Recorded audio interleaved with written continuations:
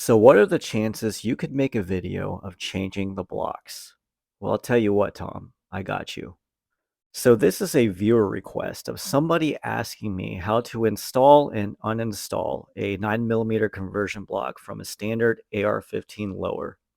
And these only really work with mil-spec lowers. I doubt they work with something like an ADM or a Radian or something maybe that's just a little bit out of spec. I would just stick with standard mil-spec lowers.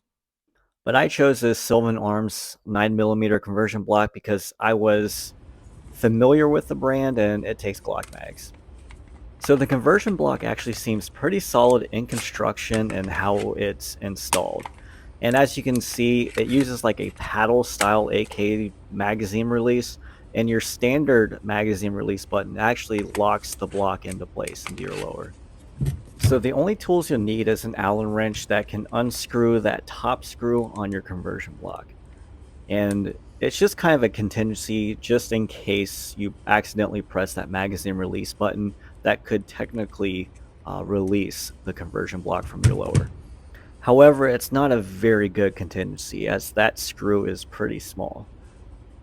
The next thing you'll want to do is press your standard magazine release button, and then you can press down on the block, and the block's going to be pretty tight in some lowers. And if I plan on taking the block on and off a lot, I won't thread that magazine catch all the way down just to kind of make it a little easier for me. And that little piece right there is what the magazine catch holds the block into place. And that flathead looking portion on top is actually your ejector for your 9mm rounds. The design is actually pretty simple, and I kind of like how simple it is. And you can see what the block looks like outside of the lower and how it works, how it catches on the Glock mags at least. And while there's some movement that you can wiggle it back and forth, it holds the mags into place really, really solidly in my opinion. Alright, so to put it back into the lower, you just pop in the block, and you're going to have to press down on the magazine release button on your standard lower, and then you can push the block all the way in. And again, the magazine catch is holding the block in like it would a standard AR-15 magazine. And just to demonstrate that it's not going to go anywhere without pushing the button, I'm just kind of hammering on it lightly just to show that it's solidly in place. If you want to take it out, just release the button and you can push it out. And remember, you got to push in the button to put it back in too. Then you have to tighten in the screw on top, and that's the installation for the Sylvan Arms 9mm conversion block.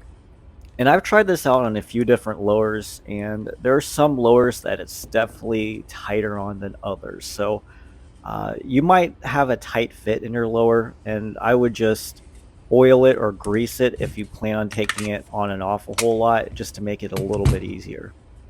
And this last part is just a demonstration on the types of mags that this conversion block will work with. And again, this is for Glock mags, and I've used Glock mags of all different types of generations, from Gen 2, Gen 3, Gen 4, Gen 5.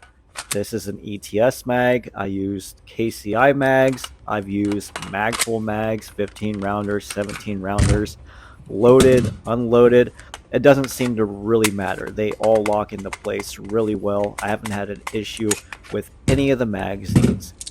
The only thing that I've noticed was with Magpul magazines, as my really cheap Tribe Defense 9mm bolt carrier group allows for last round bolt hold open. But for whatever reason, the Magpul magazines do not allow that last round bolt hold open on an empty magazine. But yeah, I hope that answers any questions that you might have. And if I didn't answer some, just go ahead and leave them in the comments below and I'll get back to you. But that's been my quick video on an install and uninstall of the Sylvan Arms 9mm conversion block in a standard AR-15 lower. Thanks for watching.